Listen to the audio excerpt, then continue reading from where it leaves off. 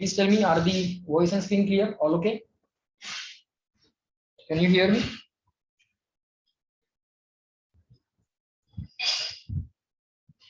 Yes? Fine. Let everyone join. Within a minute, we are going to start. In this lecture, we will revise the last part of the rotational motion. Okay, which is remaining. Hope all of you have read all those notes. We'll discuss them again, once again.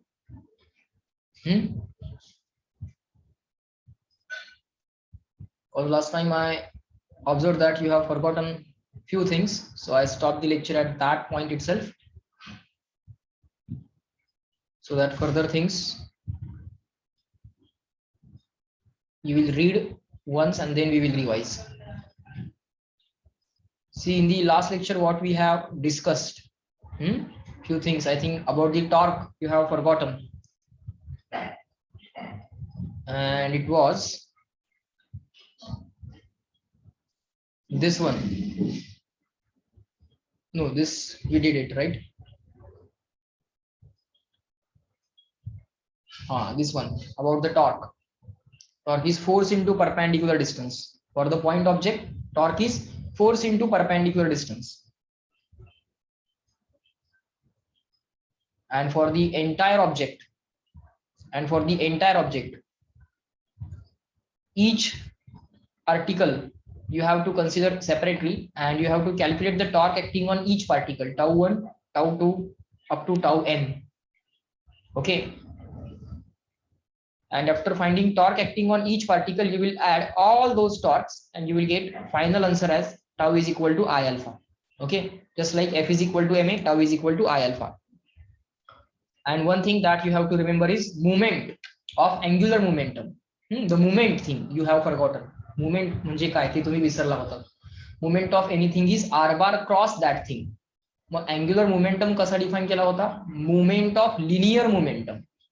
So point particles are, for a point particle, if you want to find out its angular momentum, first of all you have to find its linear momentum, and then you have to take its moment, means check where the location of particle is, draw the position vector of the particle from the reference point पासून given particle चा position vector draw करा आणि मग r bar cross p bar करून moment of linear momentum calculate करा.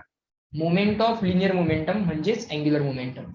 Okay, मग ultimately त्याचा answer असं आलं की moment of linear momentum means ultimately angular momentum is linear momentum into perpendicular distance. Linear momentum into perpendicular distance.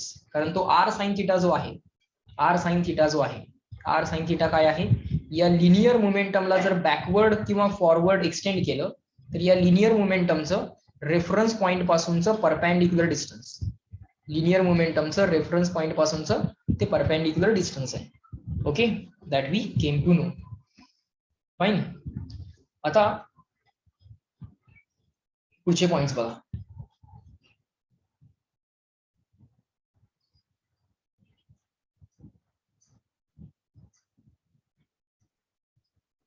त्यानंतर आपण angular momentum of the rigid body काढला, L is equal to I omega. Just like linear momentum P is equal to mass into velocity. इकडे आहे मास into velocity, इकडे आहे I into omega.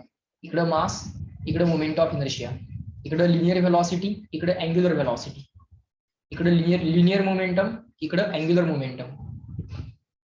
Similarly torque, इकडे force, तिकडे torque, इकडे mass, इकडं moment of inertia, इकडं लिनियर एक्सेलरेशन, इकडं angular acceleration alpha.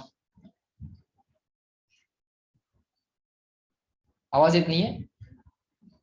Pratik is saying sir you are not audible. Is the voice clear? Please tell me others. I think everything is fine. Okay, एक second.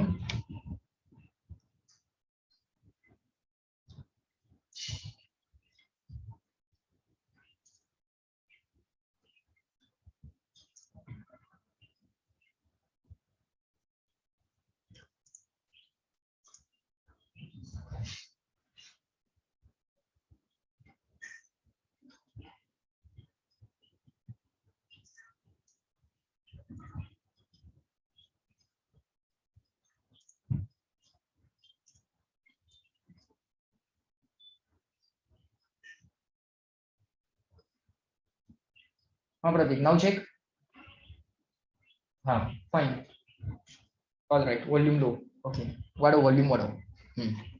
चलो, then we discuss the analogous quantities between linear and angular. Linear momentum, angular momentum, force, torque, linear impulse, angular impulse. बर, linear momentum काय होता? Mass into velocity. Angular momentum आहे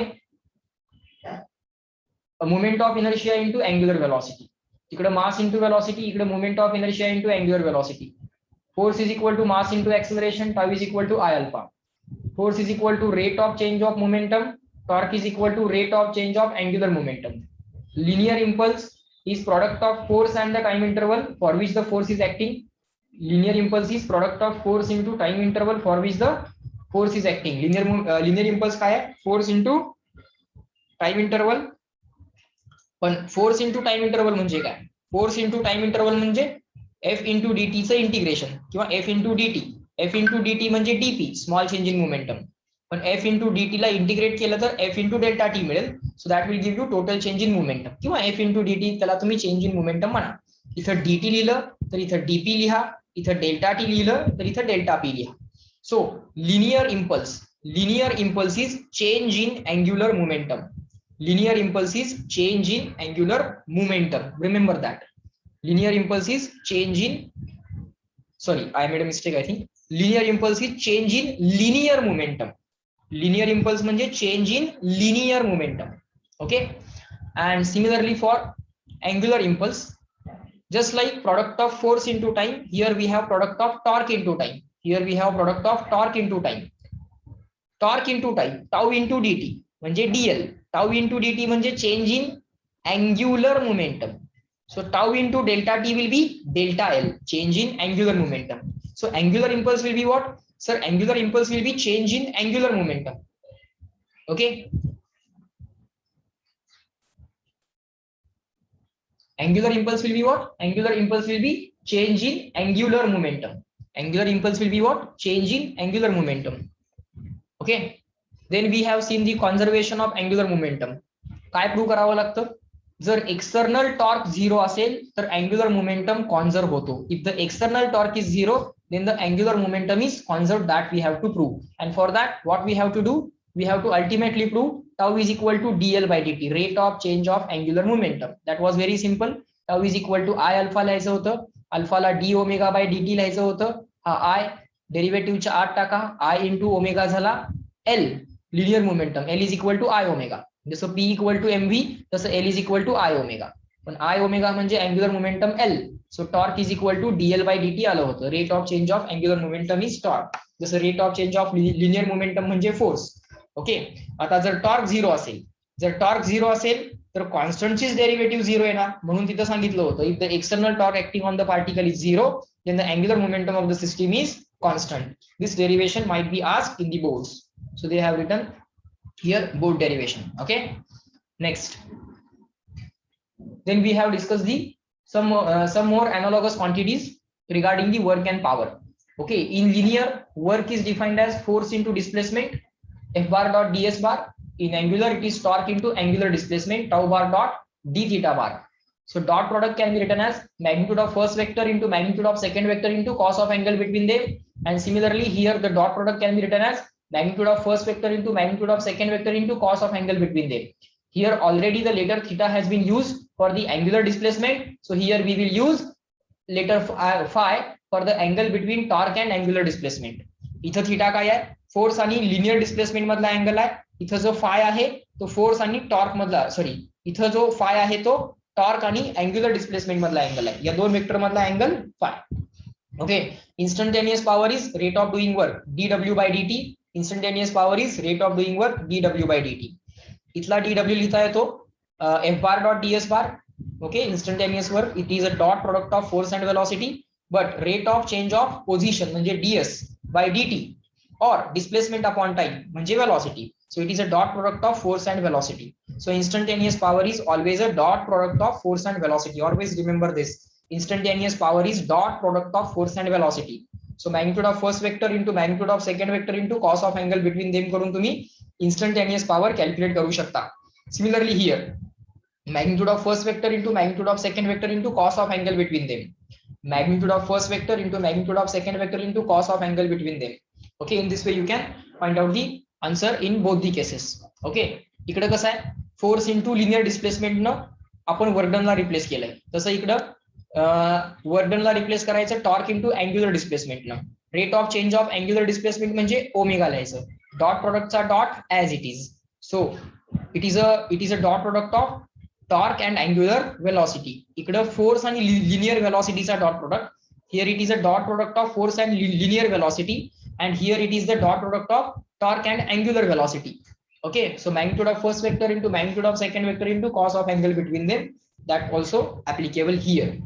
Okay, परत work energy theorem काय होती, work done by all the external forces acting on the system will change the translational kinetic energy of the system.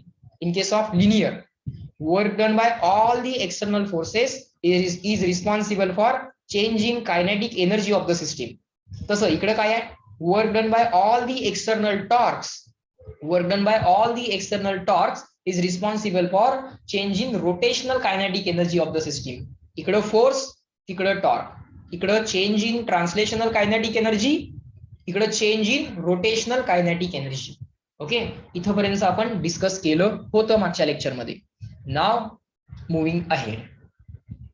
Last point आहे जो आपला discuss करायचा आहे तो आहे रोलिंग मोशन आणि रोलिंग मोशनशी कन्सिडर्ड सगळे पॉइंट्स. ओके, बघा लक्ष द्या. नाउ द रोलिंग मोशन जी आहे, it can be considered as the translational motion of centre of mass. It can be considered as translational motion of centre of मास. हा centre of mass पुढे चाललाय, म्हणजे या बॉडीचा प्रत्येक पार्टिकल पुढे चाललाय. It means the each and every particle of this body is moving in the forward direction with a velocity equal to center of mass. Only translational velocity पाहिजे, दुसरी कुठलीही नाही. Okay, just give me 1 second. हा, फक्त translational velocity पाहिजे. प्रत्येक पार्टिकलची velocity same असणार. For every particle the velocity is going to be same. For every particle the velocity is going to be same. प्रत्येक पार्टिकलची वेलॉसिटी किती असणार, equal to centre of mass असणार. Centre of मासची जी velocity आहे, okay, each and every particle has velocity equal to centre of mass. Pure translational motion.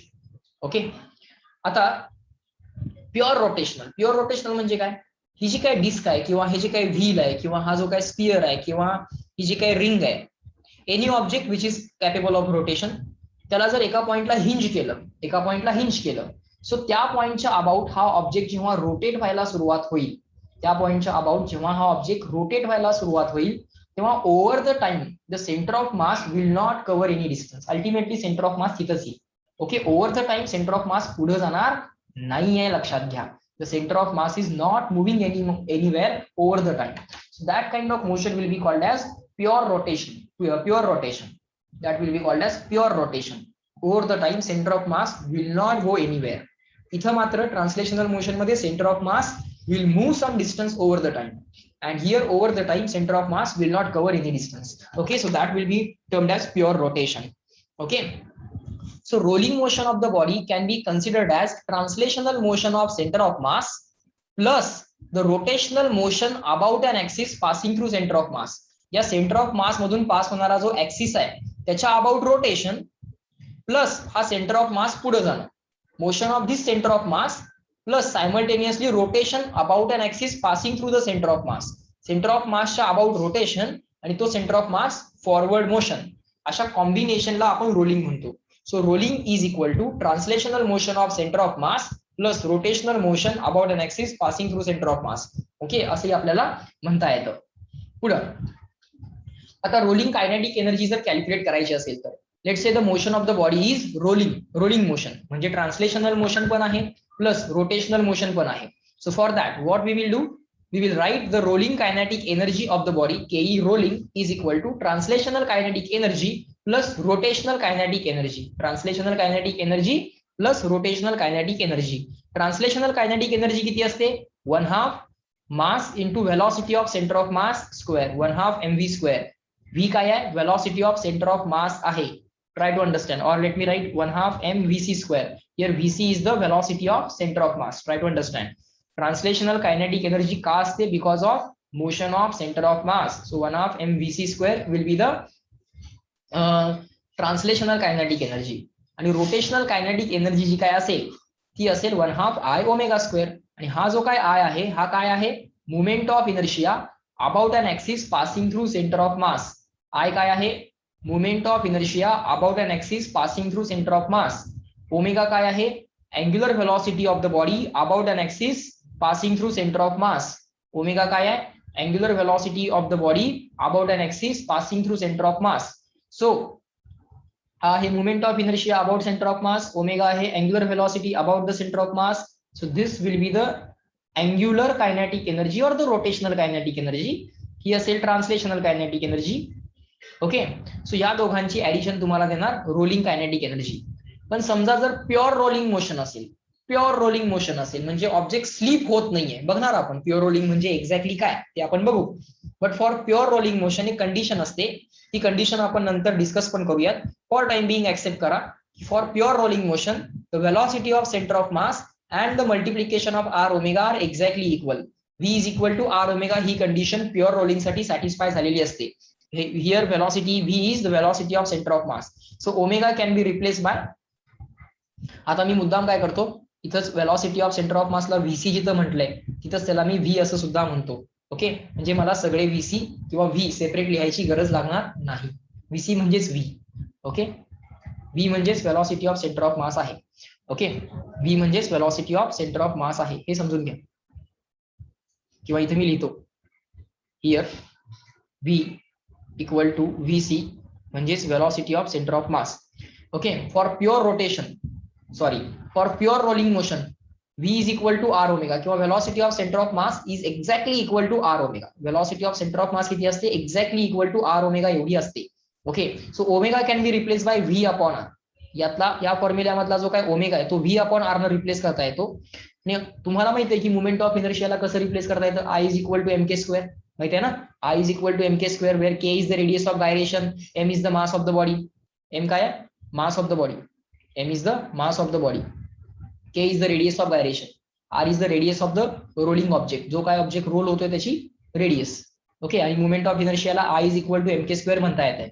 So हा 1/2 mv square as it is, हा 1/2 mv square as it is plus as it is 1/2 as it is moment of inertia I ला लिहा mk square. या सगळ्यांना replace करायचं आहे बघा. या सगळ्यांना रिप्लेस करायचं आहे. आय ला रिप्लेस करायचं आहे आणि ओमेगाला रिप्लेस करायचं आहे. आय ला रिप्लेस केलं mk स्क्वेअर, ओमेगाला रिप्लेस केलं v upon r. Okay. I ला रिप्लेस केलं mk स्क्वेअर, आय ला रिप्लेस केलं mk स्क्वेअर, ओमेगाला रिप्लेस केलं v upon r.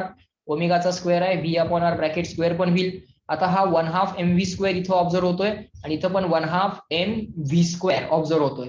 So 1/2 mv square 1/2 mv square common काढायचा. 1/2 mv स्क्वेअर कॉमन निघाला, इथं शिल्लक राहिलं 1 प्लस इथला 1/2 mv स्क्वेअर कॉमन निघाला, इथं शिल्लक राहणार k स्क्वेअर आणि हा अपॉन r स्क्वेअर. इथं शिल्लक राहणार k स्क्वेअर आणि हा upon r square. So this is the rolling kinetic energy. Okay. This is going to be the rolling kinetic energy 1/2 mv square in the bracket 1 plus k square upon r square. Rolling kinetic energy विचारली की हा formula वापरायचा बाळांनो. काय formula आहे 1/2 mv square in the bracket 1 plus k square upon r square. Rolling kinetic energy is equal to 1/2 mv square in the bracket 1 plus k square upon r square. Rolling kinetic energy is equal to 1/2 mv square in the bracket 1 plus k square upon r square. Reply me in the chat box up to this. Clear? Small c. झालं की सांगा.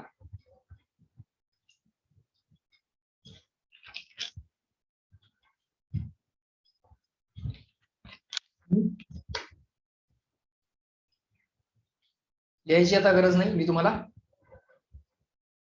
PPT send करणार आहेच. तुमच्याकडे notes already आहेतच. जर नसतील तर मग पीपीटी मधून बघून लिहा. No issues. बरं पुढं. सो रोलिंग कायनेटिक एनर्जीचा फॉर्म्युला पाठ व्हायला पाहिजे. 1/2 mv square in the bracket 1 plus k square upon r square. k काय आहे रेडियस ऑफ गायरेशन, r आहे रेडियस ऑफ रोलिंग ऑब्जेक्ट. मग ती डिस्क असेल रिंग असेल. ओके. बरं आता pure rolling and rolling with sliding दोन टाइप्स आहेत. ओके. केव्हा म्हणायचं प्युअर रोलिंग, केव्हा म्हणायचं rolling with the sliding. Okay, pure rolling आणि रोलिंग विथ द स्लाइडिंग असे दोन टाइप्स आहेत. पहिल्यांदा आपण प्युअर रोलिंग केव्हा आणि रोलिंग विथ स्लाइडिंग केव्हा याच्या कंडिशन्स एक एक चेक करूयात. नीट लक्ष द्या, समजून घ्या काय काय सांगतोय, ऑब्झर्व करा. Let's say this is the velocity of centre of mass. Let's say this is the velocity of center of mass. So each and every particle of this disk or the rolling object, कुठलाही असेल, disk असेल, cylinder असेल, hollow cylinder, hollow sphere, solid sphere, any object. Let's say VCOM, velocity of center of mass is VCOM. So each and every object is moving in the forward direction with the velocity is equal to VCOM. So प्रत्येक particle ला because of motion of center of mass velocity किती आहे, VCOM. Okay, पण हा particle simultaneously rotate पण होतोय. Pure translation पण आहे प्लस प्युअर रोटेशन पण आहे. Translation plus rotation is equal to rolling. Because of this rolling motion या पार्टिकलचा विचार करूयात. Because of translational motion it has velocity equal to VCOM and because of rotational motion it has velocity equal to R omega. बरोबर, या particle कडे पण velocity असेल because of rotation किती, R ओमेगा. या पार्टिकल कडे सुद्धा बघा बिकॉज ऑफ रोटेशन किती डिस्टन्स वरती आहे particle, at distance equal to R. So this particle because of translational motion it will have velocity VCOM and because of rotational motion it will have velocity equal to R omega. Rotation मुळे त्याच्याकडे R omega असेल, translation मुळे VCOM असेल. Effective velocity याची किती येणार, या दोघांची ऍडिशन. टॉप पॉइंटची इफेक्टिव्ह वेलॉसिटी जर पाहिजे असेल तर या दोघांची ऍडिशन. ओके, बॉटम पॉइंटची इफेक्टिव्ह वेलॉसिटी पाहिजे असेल तर या दोघांची सबट्रॅक्शन. ओके, आता याच्या पुढच्या कंडिशन्स चेक करा. प्युअर रोलिंग केव्हा म्हणायचं, पहिली जी काही केस आहे, समजा बॉटम पॉइंटचा आपण विचार करायला लागलोय. Let us consider that we are thinking for the bottom point. If the velocity of centre of mass and if the velocity of centre of mass that is the translational velocity and velocity because of rotation, translation मुळे असणारी velocity आणि rotational motion मुळे असणारी velocity. Translation मुळे याच्याकडे किती velocity आहे, VCOM. Rotation मुळे किती आहे, R ओमेगा. या दोन्ही वेलॉसिटी जर एक्झॅक्टली इक्वल असतील तर काय होईल, then the velocity of point of contact will be equal to net forward velocity is equal to all forward velocities minus all backward velocities. All forward velocity झाल्या VCOM minus all backward velocity झाल्या R omega. पण condition सांगितली आहे की हे दोघं जर एकमेकांना एक्झॅक्टली इक्वल असतील तर net forward velocity of this particle with respect to ground कशी काढणार, all forward velocities minus all backward velocities. Forward velocity VCOM minus backward velocity R omega. पण VCOM आणि R ओमेगा जर इक्वल असतील तर याचं नेट आन्सर 0 येणार. याचं नेट आन्सर 0 आला म्हणजे हा जो काय पॉइंट आहे हा ग्राउंड वरती स्लाइड होत नाही, तो रेस्टला आहे. त्याची net velocity effective velocity with respect to ground आहे. ही जी काय वेलॉसिटी आहे ही विथ रिस्पेक्ट टू सरफेस, हा जो काय सरफेस आहे with respect to that surface किंवा with respect to ground he velocity 0 आली आहे. ही वेलॉसिटी 0 आली आहे म्हणजे हा पॉइंट ग्राउंड वरती स्लाइड होत नाहीये. सो हे रोलिंग विदाउट स्लाइडिंग आहे, रोलिंग विदाउट स्लाइडिंग आहे म्हणजेच प्युअर रोलिंग आहे. This is the rolling without sliding, pure rolling आहे.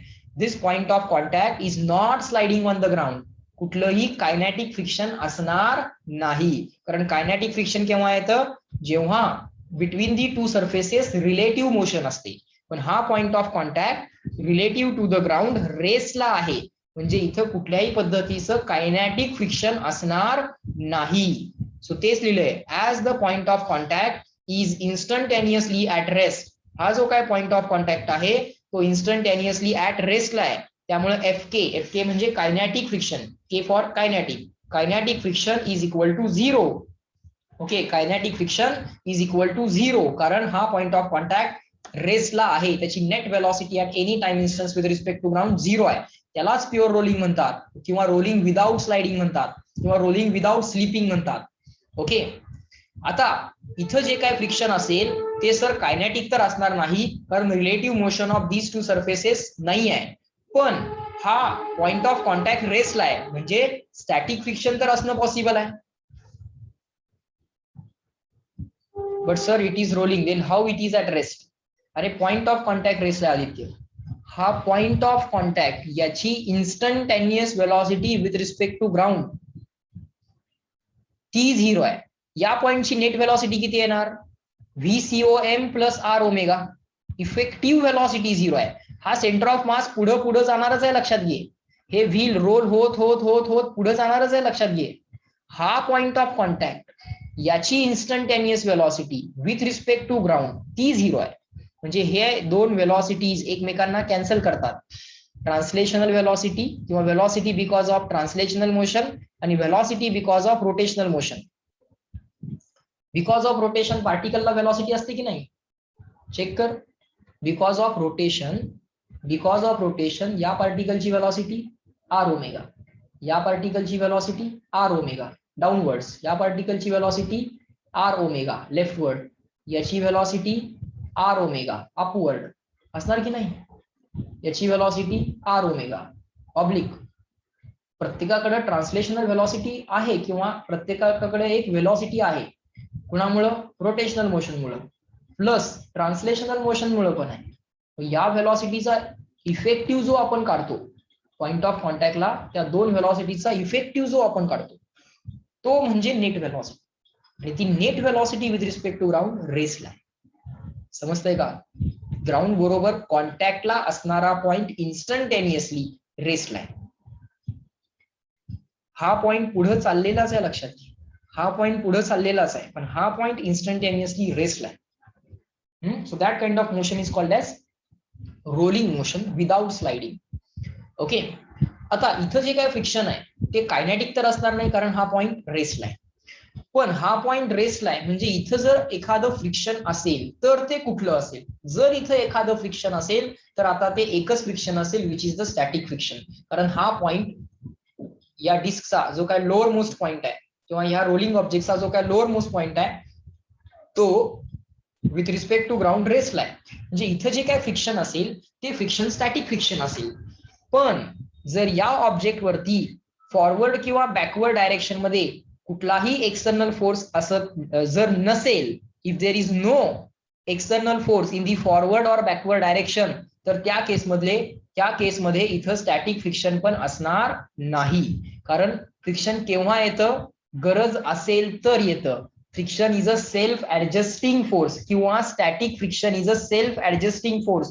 ते गरजेनुसार येतं, ते रिलेटिव्ह मोशनला अपोज करण्यासाठी येतं. हा पॉइंट रेसला आहे समजा, फ्रिक्शनचा ऑलवेज एफर्ट एवढाच आहे की रिलेटिव्ह मोशन 0 करणं. आता हा पॉइंट ऑलरेडी रेसला आहे प्लस कुठलाही फॉरवर्ड किंवा बॅकवर्ड फोर्स नाही आहे, तर त्या केसमध्ये इथं जे काय फ्रिक्शन आहे ते 0 असेल, कारण फ्रिक्शन हे ऍज पर द रिक्वायरमेंट येतं.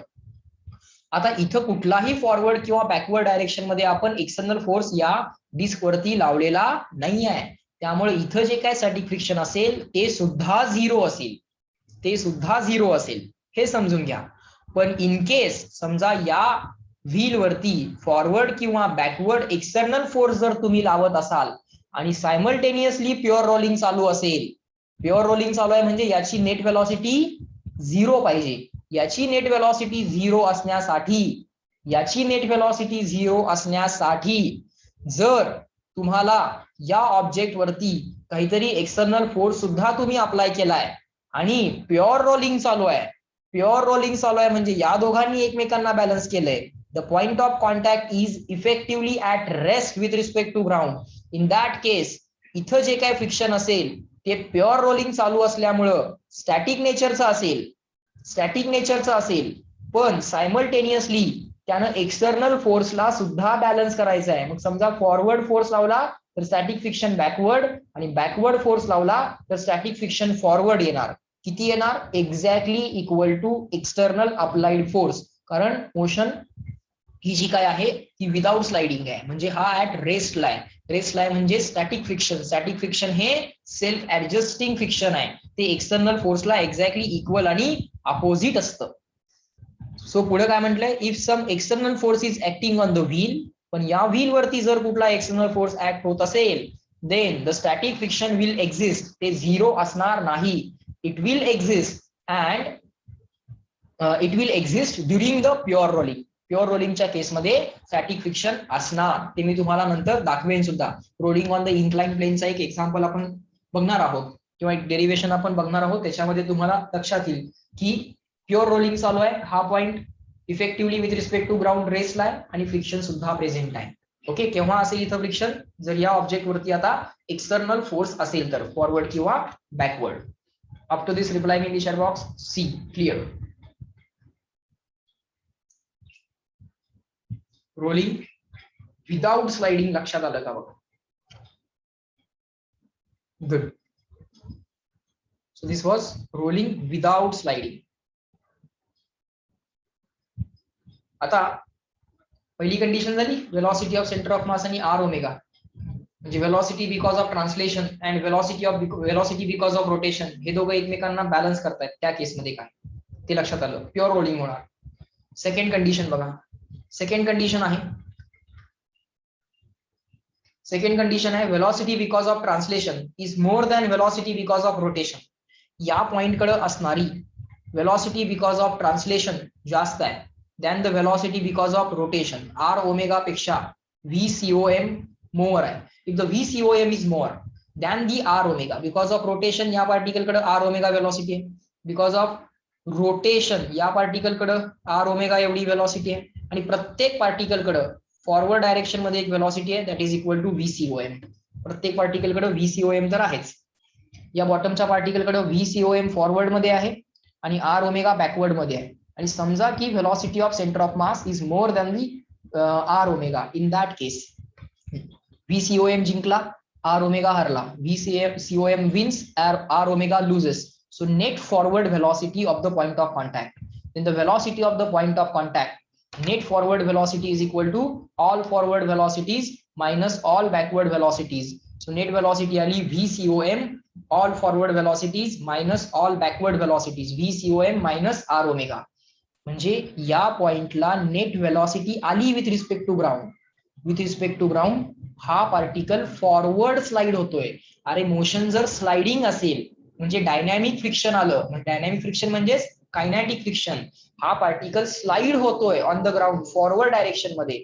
मग स्लाइडिंगच्या केसमध्ये जे फ्रिक्शन येतं ते कायनॅटिक फ्रिक्शन असतं. सो त्या केसमध्ये आपण सांगितलं की इथं जी मोशन असेल ती रोलिंग विथ द स्लाइडिंग, आणि हे जे काय स्लाइडिंग आहे हे फॉरवर्ड स्लाइडिंग आहे किंवा फॉरवर्ड स्लिपिंग आहे. ऑब्जेक्ट हा फॉरवर्ड डायरेक्शन मध्ये स्लिप होतोय.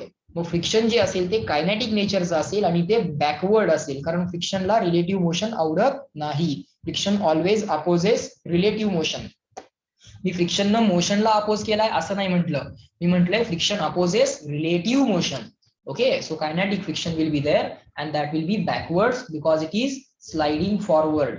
Okay, so या फ्रिक्शनचं काम असेल या VCOM ला कमी करायचं आणि ह्या R ओमेगा ला इन्क्रीज करायचं. कारण VCOM जास्त होता त्याला कमी केलं जाईल, R ओमेगा जो कमी होता त्याला वाढवलं जाईल आणि अल्टिमेटली हे दोघं एकमेकांना बॅलन्स करतील थोड्या वेळानं. आणि थोड्या वेळानं जेव्हा हे दोघं एकमेकांना बॅलन्स करतील तेव्हा परत या डिस्कची प्युअर रोलिंग मोशन चालू होणार. जेव्हा हे दोघं VCOM आणि R ओमेगा हे जेव्हा परत एकदा इक्वल होतील, हे फ्रिक्शन काय करतं VCOM ला कमी करतं. बिकॉज बघा ना, वेलॉसिटी फॉरवर्ड डायरेक्शन मध्ये आहे, फोर्स बॅकवर्ड डायरेक्शन मध्ये आहे. सो ही जी काय फॉरवर्ड वेलॉसिटी आहे ही कमी कमी होत जाणार. सो VCOM कमी कमी होत जाणार, पण ओमेगा इन्क्रीज होत जातो. का? कारण की या फ्रिक्शन मुळे जो काय टॉर्क येणार तो क्लॉकवाईज येणार. या फ्रिक्शन मुळे फोर्स इंटू परपेंडिक्युलर डिस्टन्स करा, फोर्स इंटू परपेंडिक्युलर डिस्टन्स, या फ्रिक्शनल फोर्स मुळे जो काय टॉर्क येणार तो क्लॉकवाईज टॉर्क येणार. त्या क्लॉकवाईज टॉर्क मुळे clockwise angular acceleration, force produces linear acceleration, torque produces angular acceleration. या फ्रिक्शन मुळे क्लॉकवाईज टॉर्क आला. कसं काढणार टॉर्क? काय नाही, फोर्स इंटू त्याचं perpendicular distance FK into R करून टॉर्क काढणार तुम्ही. त्याच्यामुळे इथं क्लॉकवाईज टॉर्क आल्यामुळे हा जो काय ओमेगा आहे क्लॉकवाईज ओमेगा, तो ओमेगा मात्र इन्क्रीज होणार. सो VCOM डिक्रीज होणार आणि R ओमेगातला ओमेगा जो आहे तो इन्क्रीज होणार आणि अल्टिमेटली हे VCOM आणि R ओमेगा परत एकदा बॅलन्स होणार आफ्टर सम टाइम. हे जेव्हा बॅलन्स होतील तेव्हा थोड्या वेळानं मात्र परत एकदा या डिस्कची प्युअर रोलिंग मोशन चालू होणार. थोड्या वेळासाठी स्लिपिंग राहणार, मोशन विथ द स्लाइडिंग होणार, पण थोड्या वेळानं हे VCOM डिक्रीज झाल्यामुळे आणि ओमेगा इन्क्रीज झाल्यामुळं हे दोघं परत एकमेकांना बॅलन्स करणार आणि परत इथं या डिस्कची थोड्या वेळानं प्युअर रोलिंग मोशन चालू होणार. ओके, सो त्यासाठी इक्वेशन्स कशा लिहायच्या, अगदी सिंपल आहे. आपल्याला माहिती आहे v is equal to u plus a t. आता व्ही म्हणजे फायनल व्हेलॉसिटी, यू म्हणजे इनिशियल व्हेलॉसिटी, ऍक्सलरेशन म्हणजे force upon mass into time. आता बघा फायनल व्हेलॉसिटी आपण लेट से व्ही आहे म्हणूया. फायनल व्हेलॉसिटी किती आहे म्हणूया, let say v. Initial velocity किती आहे, व्ही सी ओ एम. ऍक्सलरेशन पॉझिटिव्ह टाकायचं की निगेटिव्ह टाकायचं, व्हेलॉसिटी वाढत असेल तर ऍक्सलरेशन पॉझिटिव्ह टाका, व्हेलॉसिटी कमी होत जात असेल ऍक्सलरेशन निगेटिव्ह टाका. आता V C O M velocity of centre of mass जी काय आहे ती because of the frictional force कमी कमी होत जाणार आहे, त्यामुळे हे ऍक्सलरेशन जे येणार ते निगेटिव्ह येणार. सो फोर्स अपॉन मास हे ऍक्सलरेशन निगेटिव्ह टाकलं, फोर्स कुठला आहे, कायनेटिक फ्रिक्शनचा. Okay, so v is equal to u plus a t, पण ऍक्सलरेशन निगेटिव्ह टाकलं, t is the time. Velocity कमी कमी कमी कमी होत फायनली किती झाली, व्ही झाली इन टाइम टी. तेवढ्याच टाइम मध्ये ओमेगा इन्क्रीज होत होत होत होत किती झाला, ओमेगा डॅश. त्यामुळं आर इंटू ओमेगा डॅश, ओमेगाचा ओमेगा डॅश झाला, पण ओमेगा इन्क्रीज होत जाणार आहे आणि velocity of centre of mass decrease होत जाणार आहे. सो हे झालं पहिलं equation, v is equal to u plus at. Okay, acceleration negative टाकलं कारण व्हेलॉसिटी डिक्रीज होत चालली आहे. ओके, आता यातल्या फ्रिक्शनल फोर्सला रिप्लेस कसं करायचं आहे ते सांगितलंय. फ्रिक्शनल फोर्सला कायनेटिक फ्रिक्शनचा फोर्स आहे तो mu k into normal reaction replace करा. नॉर्मल रिएक्शन किती असणार, एमजी असणार, बरोबर का. या सरफेसने दिलेली नॉर्मल रिएक्शन जी काय असणार, अपवर्ड असणार. किती असणार, डाऊनवर्ड फोर्सला इक्वल असणार. डाऊनवर्ड फोर्स किती आहे, एमजी. सो एमजी ला बॅलन्स करायला नॉर्मल रिएक्शन, एमजी ला बॅलन्स करायला normal reaction. So mu k into normal reaction and normal reaction can be replace bye MG. So as per the requirement तुम्हाला हा F के replace करता येईल mu k into normal reaction. Okay, पण हा omega जो काय आहे तो मात्र इन्क्रीज होत जातोय, कारण या फ्रिक्शनमुळे जो काय टॉर्क येणार, फोर्स इंटू परपॅन्डिक्युलर डिस्टन्स करून टॉर्क काढायचा, फोर्स इंटू परपॅन्डिक्युलर डिस्टन्स. तो टॉर्क आला क्लॉकवाईज, त्या क्लॉकवाईज टॉर्कमुळे हा जो काय क्लॉकवाईज ओमेगा आहे तो इन्क्रीज होत जाणार. त्यामुळे परत v is equal to u plus at, पण अँग्युलर मध्ये. So angular velocity is equal to initial angular velocity plus alpha into t. जसं V is equal to u plus at linear मध्ये, तसं final omega is equal to initial omega plus alpha into t angular मध्ये. So final omega आपण काय लिहिलाय, omega dash. Initial omega किती होता, ओमेगाच होता. Final omega omega dash, initial omega omega. आता अँग्युलर व्हेलॉसिटी इन्क्रीज होत चालली आहे, त्यामुळं इथं जे काय ऍक्सलरेशन लिहू, अँग्युलर ऍक्सलरेशन ते पॉझिटिव्ह लिहायचं. इथलं ऍक्सलरेशन निगेटिव्ह लिहिलं कारण लिनियर व्हेलॉसिटी कमी होत चालली आहे. सो ऍक्सलरेशन निगेटिव्ह टाकलं कारण व्हेलॉसिटी डिक्रीजिंग. इथे ऍक्सलरेशन पॉझिटिव्ह टाकावं लागेल कारण velocity increasing. Okay, so angular acceleration काय असेल, torque upon moment of inertia, tau upon I, बरोबर ना. F is equal to m a असतंय लिनियरच्या केसमध्ये, f is equal to m a. अँग्युलरच्या केसमध्ये tau is equal to I alpha. So alpha is equal to किती येणार, alpha is equal to torque upon moment of inertia, tau upon moment of inertia of this disc about the axis of rotation. So इथं जो काय alpha लिहिलाय, angular acceleration जे काय लिहिलंय ते tau upon I into t. V is equal to u plus एटीच आहे, फक्त अँग्युलरच्या केसमध्ये ओमेगा वाढत चाललाय त्यामुळे अल्फा पॉझिटिव्ह टाकलाय. ओके, या टॉर्कला कसं रिप्लेस करायचं, टॉर्क ड्यू टू फ्रिक्शन, या फ्रिक्शनमुळे येणारा जो काय टॉर्क आहे तो कसा रिप्लेस होणार, मॅग्निट्यूड ऑफ फोर्स इंटू त्याचं perpendicular distance, force into perpendicular distance, f k into r. So टॉर्कला रिप्लेस करायला f k into r.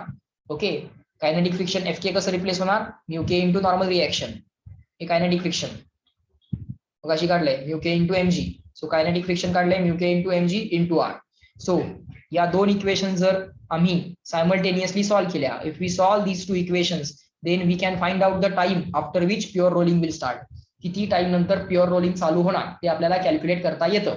Okay, pure rolling t एवढ्या टाइम नंतर चालू झालं असं जर आपण म्हटलं, after time t let's say the pure rolling starts, पण जेव्हा प्युअर रोलिंग चालू होणार तेव्हा फायनल व्हेलॉसिटी व्ही आणि फायनल आर ओमेगा डॅश हे एक्झॅक्टली काय असणार आहेत, इक्वल असणार आहेत. मग इथे तेच लिहिलंय आपण, when the pure rolling starts, जर प्युअर रोलिंग चालू झालं तर फायनल व्हेलॉसिटी व्ही आणि आर ओमेगा डॅश हे इक्वल असतील. ओके, फायनल ओमेगा आहे ओमेगा डॅश, फायनल व्हेलॉसिटी आहे व्ही. सो व्ही आणि आर ओमेगा डॅश हे एक्झॅक्टली इक्वल असतील. सो ह्या ओमेगा डॅशला तुम्ही रिप्लेस कसं करू शकता, व्ही अपॉन आर. सो ह्या दोन इक्वेशन्स मध्ये तुम्ही ओमेगा डॅशला रिप्लेस करणार व्ही अपॉन आर न, या कायनेटिक फ्रिक्शनला रिप्लेस करणार mu k into normal reaction म्हणजे म्यू के इंटू एमजी न, आणि या टॉर्कला रिप्लेस करणार तुम्ही force into perpendicular distance f k, kinetic friction into r, force into त्या फोर्सचं परपेंडिक्युलर डिस्टन्स. ओके. आणि मग या दोन इक्वेशन सायमल्टेनियसली सॉल्व्ह केल्या तर ह्या दोन इक्वेशन्स मध्ये दोनच अननोन राहतात. दोन इक्वेशन दोन अननोन असा तो गेम आहे. पहिला अननोन कुठला आहे? पहिला अननोन आहे टाइम टी, आणि दुसरा अननोन जो असेल तो कुठला असेल सांगू शकाल? टू इक्वेशन्स टू अननोनचा गेम आहे. कुठला दुसरा अननोन आहे? हा ओमेगा डॅश. या ओमेगा डॅशला तुम्ही रिप्लेस करणार व्ही अपॉन आर न. ओके. या ओमेगा डॅशला तुम्ही रिप्लेस करणार व्ही अपॉन आर न. त्यामुळे ओमेगा डॅश इलिमिनेट झाला. त्यामुळे हा ओमेगा डॅश इलिमिनेट झाला. त्यामुळे एकच अननोन शिल्लक राहतोय, तो म्हणजे time. And that you can very easily find out. समजलंय काय काय करावं लागेल? थोडेसे क्रिटिकल पॉइंट्स आहेत I know, but let us discuss them. Skip करायला नको. या चॅप्टर मधला मोस्ट डिफिकल्ट क्वेश्चन जर काय असेल तर तो या नेचरचाच असेल. अदरवाइज बाकी सगळे इझी असतील. Up to this is that clear? दोन इक्वेशन्स कशा लिहिल्या समजलं? V is equal to u plus at आणि omega equal to omega zero plus alpha t. V equal to u plus at, v equal to u plus at. एक linear मध्ये आणि एक angular मध्ये. Everyone reply me up to this small c. कळालं का बघा? Fast. Good.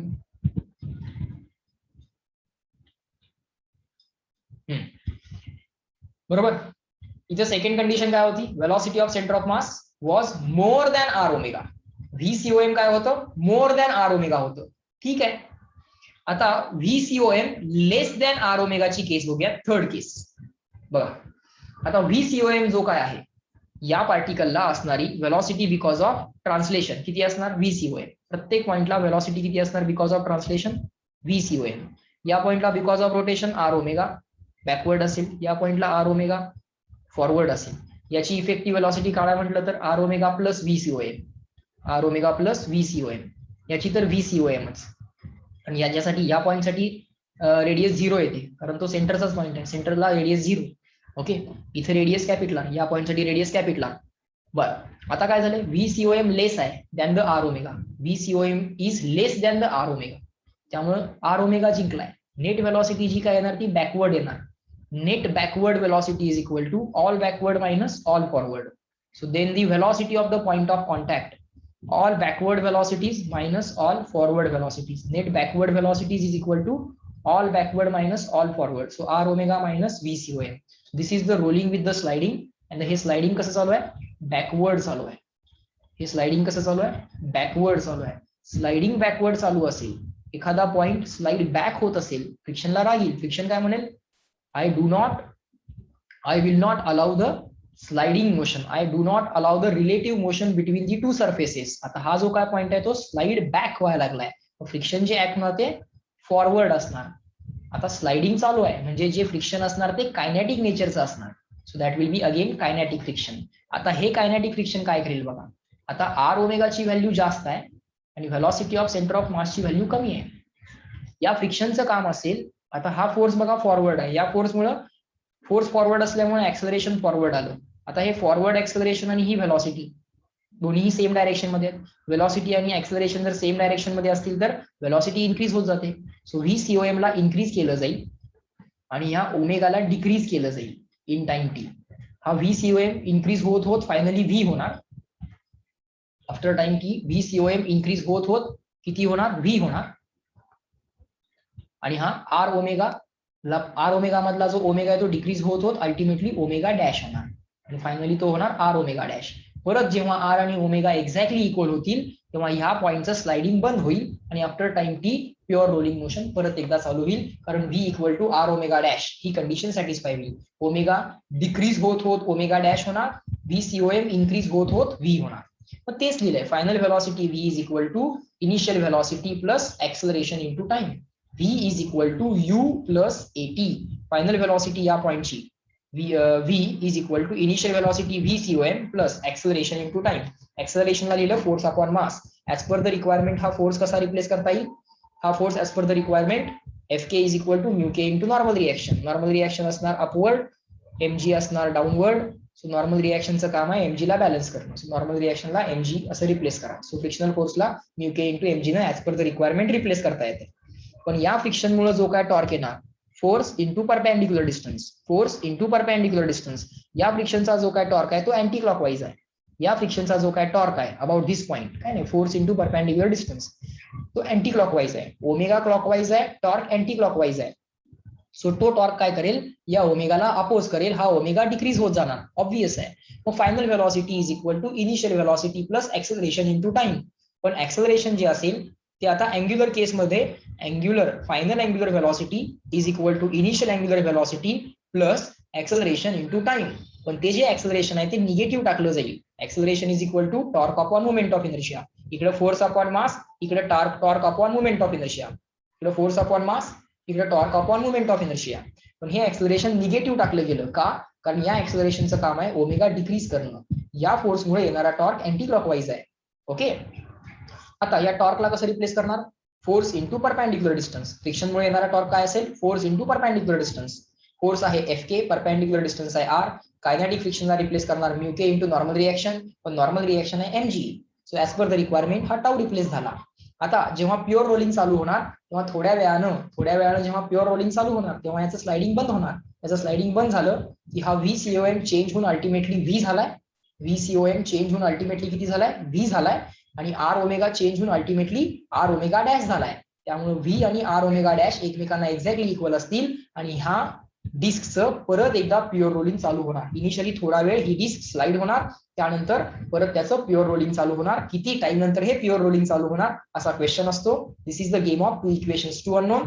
दोन unknown आहेत, एक आहे एक आहे टाइम आणि दुसरा आहे ओमेगा डॅश. या ओमेगा डॅशला तुम्ही रिप्लेस करायचं असतं V अपॉन R आणि ह्या V ला मग तुम्ही काय टाकणार, ही व्हॅल्यू टाकणार. या ओमेगा डॅशला रिप्लेस करणार तुम्ही V अपॉन R. सो इथे लिहिलं V अपॉन R. त्या V ला काय लिहिणार, VCOM plus Fk upon M into T. मग वन इक्वेशन वन अननोनचा गेम होतो, which you can very easily solve. I काय आहे, moment of inertia of the rolling object about the centre of मास. जो काय रोलिंग ऑब्जेक्ट आहे त्याचा moment of inertia about the centre of मास. बघा बरं, आता मागचा पॉईंट आणि हा पॉईंट क्लिअर झाला का, दोन वेळा सेम पॉईंट केला. एकदा स्लाइडिंग बॅक होतं, आता एकदा स्लाइडिंग फॉरवर्ड होतं, आता एकदा स्लाइडिंग बॅकवर्ड बघितलं. Is that clear? Everyone reply me again. Rotational मोशनचे क्रिटिकल क्वेश्चन जे काय असतील ते रोलिंग मोशन वरती असतील, बाकी सगळे इझी असतील. ते कशा पद्धतीनं टॅकल करता येतील, टू इक्वेशन टू अननोनचा गेम रेकॉग्नाइज करून. समजतंय? Good, very good. नेक्स्ट, एखादा क्वेश्चन आला तर ह्या कॉन्सेप्ट वरती येईल, पण let us discuss this concept. Okay, next आहे बघा, ratios of kinetic energy for pure rolling motion. आता प्युअर रोलिंग मोशन एवढाच विचार, म्हणजे velocity of centre of mass V आणि वेलॉसिटी बिकॉज ऑफ रोटेशन म्हणजे R ओमेगा. V आणि R omega एकमेकांना एक्झॅक्टली इक्वल असतात. So at any time you can replace velocity by velocity V by R omega. कारण pure rolling आहे, सांगितलं pure rolling आहे.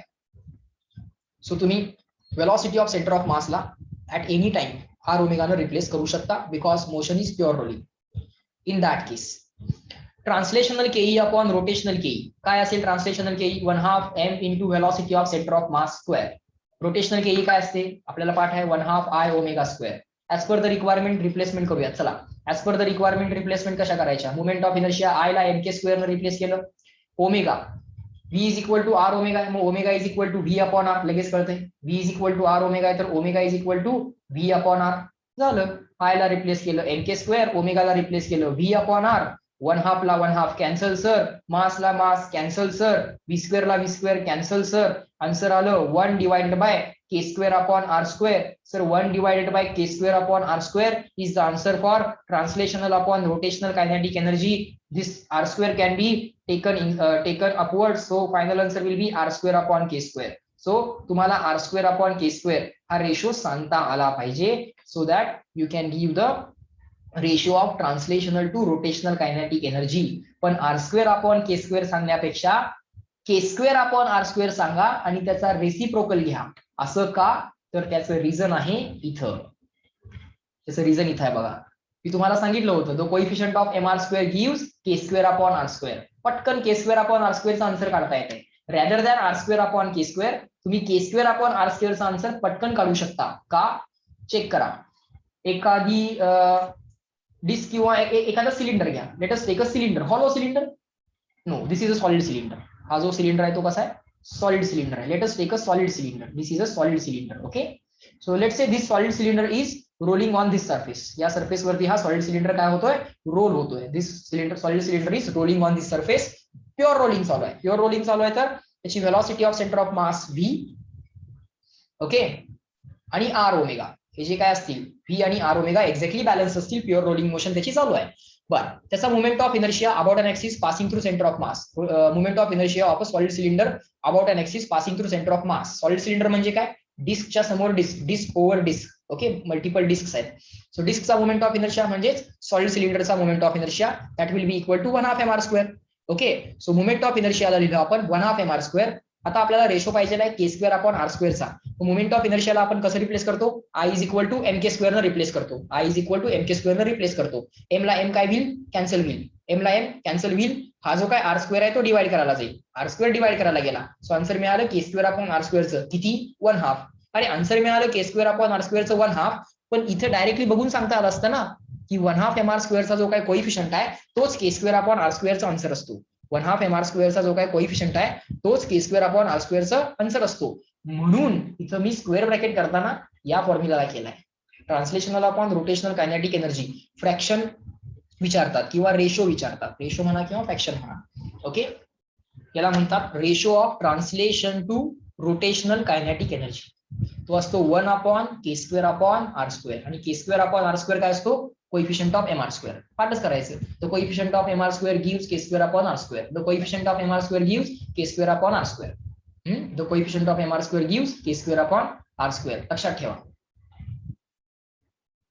बर, पुढचा फ्रॅक्शन बघा. याला म्हणतात fraction of translational kinetic energy. Fraction of translational kinetic energy म्हणजे काय? Translational kinetic energy upon total kinetic energy. आता टोटल कायनेटिक एनर्जी म्हणजे रोलिंग, त्याच्यामध्ये ट्रान्सलेशन पण आलं, रोटेशनल पण आलं. बरं, ट्रान्सलेशनल कायनेटिक एनर्जी किती? 1/2 mv². Translational kinetic energy 1/2 mv².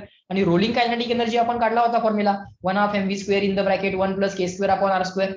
Rolling kinetic energy, total kinetic energy of the rolling object 1/2 mv² in the bracket 1 + k²/r² हा पण काढला होता. सो सरळ सरळ 1/2 mv² ला 1/2 mv² कॅन्सल झाला. आन्सर आलं 1/1 + k²/r². आन्सर काय आलं? 1/1 + k²/r². आणि k²/r² तुम्हाला इझिली मिळू शकतो. कसा? Just by taking the coefficient of mr². Okay, the coefficient of mr² gives k²/r². k²/r² ची व्हॅल्यू म्हणजे कोइफिशियंट ऑफ mr². ओके, मग पुढे याची रिअरेंजमेंट केली आहे. r² न 1 ला मल्टिप्लाय केलं. सो आन्सर झालं 1/r² + k²/r². तो अपॉन r² वरती गेला. सो फायनल आन्सर आलं r² + k². पण जनरली आम्हाला r पण माहित नसतोय, k पण माहित नसतोय, पण r²/k² चा रेशो माहित असतो. So in this way you can find out the fraction of translational kinetic energy. याला काय म्हणतात? Fraction of translational kinetic energy म्हणजे ट्रान्सलेशनल केई अपॉन टोटल केई. पण टोटल केई म्हणजे रोलिंग केई. याला म्हणतात fraction of rotational kinetic energy. याला म्हणतात fraction of rotational kinetic energy म्हणजे केई रोटेशनल अपॉन टोटल केई. पण टोटल केई म्हणजे रोलिंग केई. रोटेशनल केई कसं लिहिणार? 1/2 I ω². रोटेशनल केई लिहिणार 1/2 I ω². आणि रोलिंग केई लिहिणार 1/2 mv² in the bracket 1 + k²/r². आणि रोलिंग केई लिहिणार 1/2 mv² in the bracket 1 + k²/r². Okay, as per the requirement moment of इनर्शियाला mk² न रिप्लेस करायचं. Omega is equal to v/r करू शकतोय कारण प्युअर रोलिंग चालू आहे. त्यामुळे omega can be replaced as velocity of centre of mass upon r, v/r. Okay, so इथल्या आय ला मोमेंट ऑफ इनर्शियाला mk² न रिप्लेस केलं, ओमेगाला v/r² न रिप्लेस केलं. ओमेगाचा स्क्वेअर होता, इथं ब्रॅकेट टाकला, स्क्वेअर लिहिला. 1/2 ला 1/2 कॅन्सल, m ला m कॅन्सल, v² ला v² कॅन्सल. 1/2 ला 1/2 कॅन्सल, m ला m कॅन्सल, v² ला v² कॅन्सल. इथं शिल्लक राहिलं k²/r². न्यूमरेटर मध्ये शिल्लक राहिलं k²/r² ऍज इट इज. आणि डिनॉमिनेटर मध्ये 1 + k²/r². डिनॉमिनेटर मध्ये 1 + k²/r². सो आन्सर आलं k²/r² डिवाइडेड बाय 1 + k²/r². मुद्दाम फॉर्म्युला याच फॉर्मॅट मध्ये लिहिलाय. या फॉर्मॅट मध्ये लिहिल्याचा फायदा असा आहे की k²/r² डायरेक्टली सांगता येतो. K square upon R square directly सांगता येतो, which is equal to coefficient of m r square, which is equal to coefficient of m r square. Moment of inertia तुम्हाला ऑलरेडी पाठ आहे, फक्त एम आर स्क्वेअरचा कोएफिशियंट बघा, विषय संपतोय. Okay, याला rearrange केलं तर डिनॉमिनेटर मध्ये काय होईल, आर स्क्वेअर प्लस के स्क्वेअर अपॉन आर स्क्वेअर. वरचा 1 अपॉन आर स्क्वेअर आणि खाली असणारा 1 अपॉन आर स्क्वेअर कॅन्सल होतो, वरती शिल्लक राहतं के स्क्वेअर, खाली शिल्लक राहतं R square plus K square. So as per the requirement तुम्हाला फर्दर रिअरेंजमेंट करता येईल. बेसिकली हे 3 गोष्टी जर आम्हाला डिराईव्ह करता आल्या, यातलं काय विचारलंय बघायचं, त्याच्यावरनं फॉर्म्युला लिहायचे. आय ला एन के स्क्वेअर न रिप्लेस करायचं, ओमेगाला व्ही अपॉन आर न रिप्लेस करायचं आणि फायनल रेशो मिळवायचा. Reply me in the chat box. Clear, small C. Ratios वरचे क्वेश्चन कुठले पाहिजे असतात, सिंपल असतात, नॉट अ बिग डील, करू शकाल. आणि k square upon R square already तुम्हाला इझिली काढता येतात, कारण मोमेंट ऑफ इनर्शिया पाठ आहेत आणि ते सगळ्या स्टार्टिंगच्या स्लाइड्स मध्ये दिले होते. लक्षात? गुड. नेक्स्ट आहे, हे तर बघितलं होतं. पुढं pure rolling motion on the incline plane. आता बाळांनो व्यवस्थित लक्ष द्या, एकदा ऑब्झर्व करा. Rolling motion on the incline plane. आतापर्यंत रोलिंग मोशन आपण बघितली हॉरिझॉन्टल प्लेन वरती. Okay, horizontal rolling motion. Okay, आता प्युअर रोलिंग मोशन बघतोय. कुठली रोलिंग मोशन आहे? Pure rolling motion. Pure rolling आहे. प्युअर रोलिंग मोशन म्हणजे v is equal to R omega. Velocity of centre of मासला as per the requirement R omega न replace करता येणार. Velocity of centre of mass V ला R omega न as per the requirement replace करता येणार. म्हणजे हा जो काय पॉइंट ऑफ कॉन्टॅक्ट आहे तो रेस्टला आहे with respect to incline plane. हा जो काय पॉइंट ऑफ कॉन्टॅक्ट आहे, हा पॉइंट ऑफ कॉन्टॅक्ट रेस्टला आहे. पॉइंट ऑफ कॉन्टॅक्ट रेस्टला आहे. ओके, आता हा अँगल ऑफ कॉन्टॅक्ट हा अँगल ऑफ इन्क्लिनेशन आहे थीटा. असा एमजी व्हर्टिकली डाऊनवर्ड असेल. या एमजी चे 2 कंपोनंट निघतील. एमजी चा एक कंपोनंट असेल एमजी कॉस थीटा. बरं, हे हा अँगल थीटा, तर हा अँगल थीटा वगैरे सगळं आपल्याला कळतंय. हा अँगल थीटा, एमजी चा हा कॉस कंपोनंट, एमजी चा हा sine component.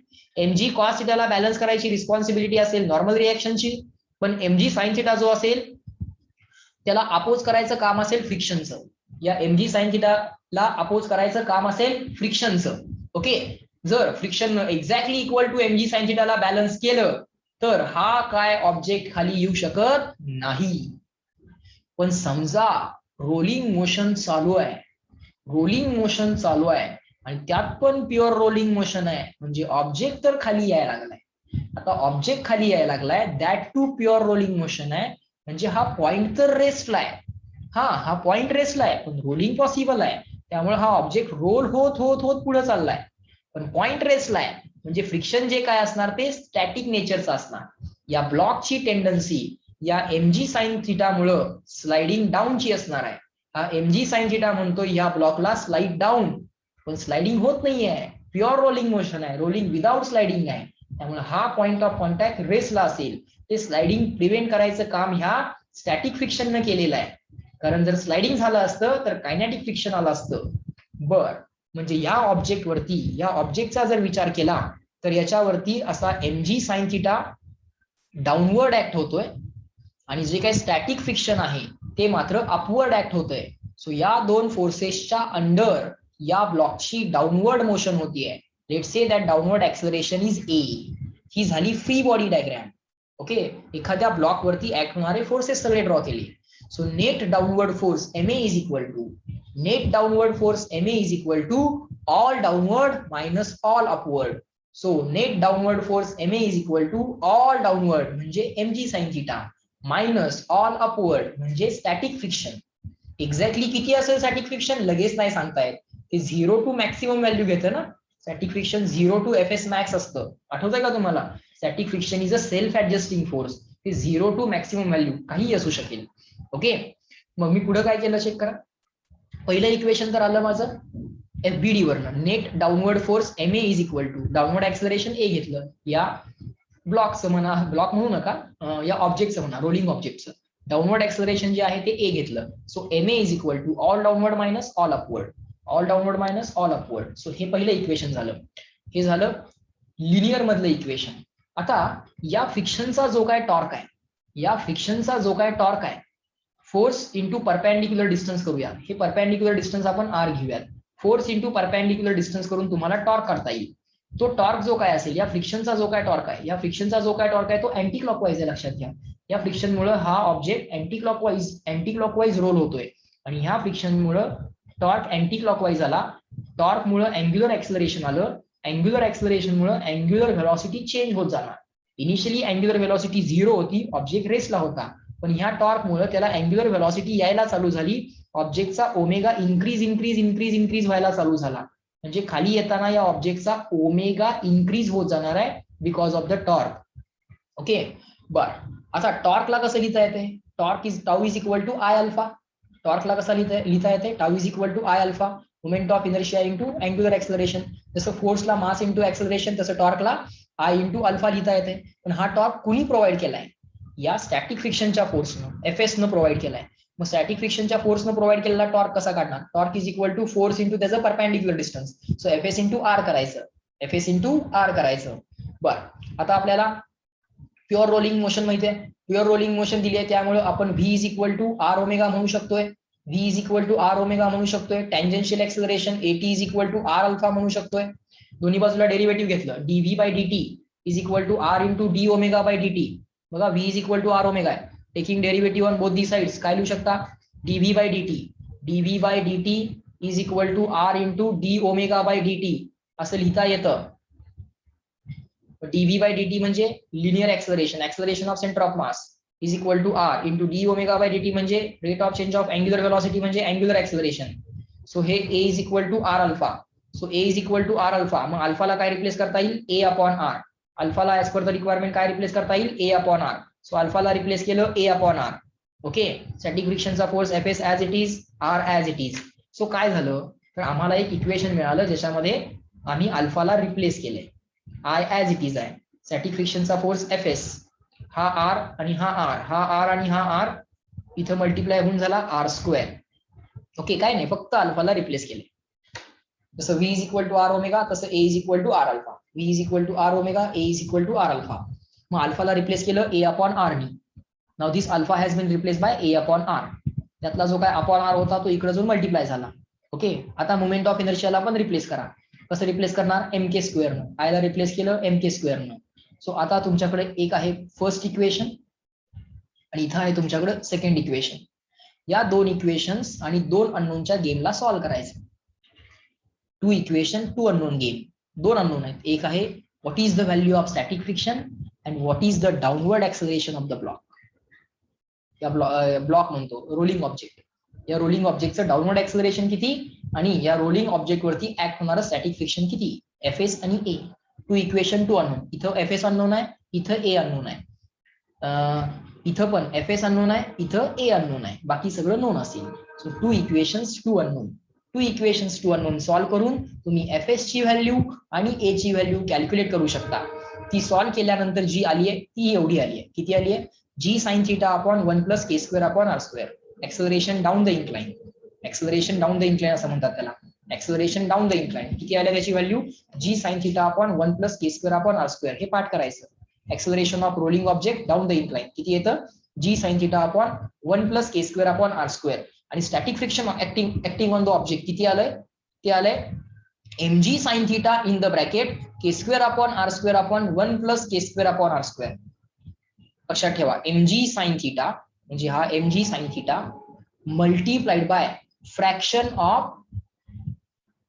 of rotational kinetic energy. हा जो आहे हा rotational kinetic energy चा फ्रॅक्शन आहे. mg sin theta multiplied by fraction of rotational kinetic energy. Check करा, रोटेशनल कायनेटिक एनर्जीचा फ्रॅक्शन काढला होता आपण. Rotational kinetic energy upon rolling kinetic energy काय आला होता? K square upon R square divided by 1 plus K square upon R square.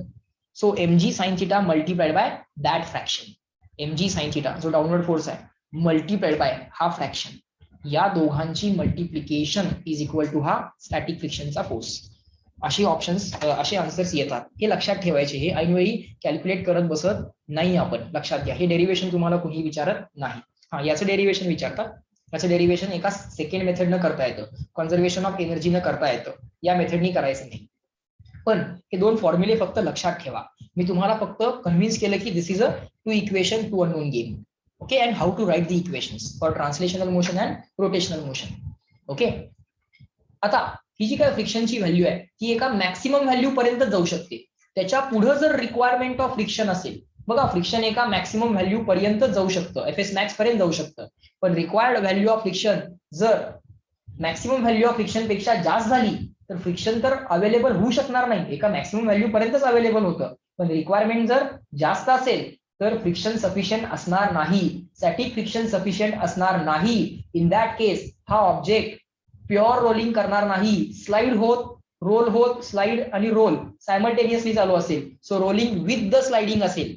जर required amount of friction, हे आहे रिक्वायर्ड अमाऊंट ऑफ फ्रिक्शन, हे काय आहे रिक्वायर्ड अमाऊंट ऑफ फ्रिक्शन, याची व्हॅल्यू जर स्टॅटिक फ्रिक्शनच्या मॅक्सिमम व्हॅल्यू पेक्षा जास्त झाली, म्हणजे requirement of friction if it is more than the maximum available friction, in that case the static friction will not be there, the sliding motion will start and that will be the rolling with the sliding.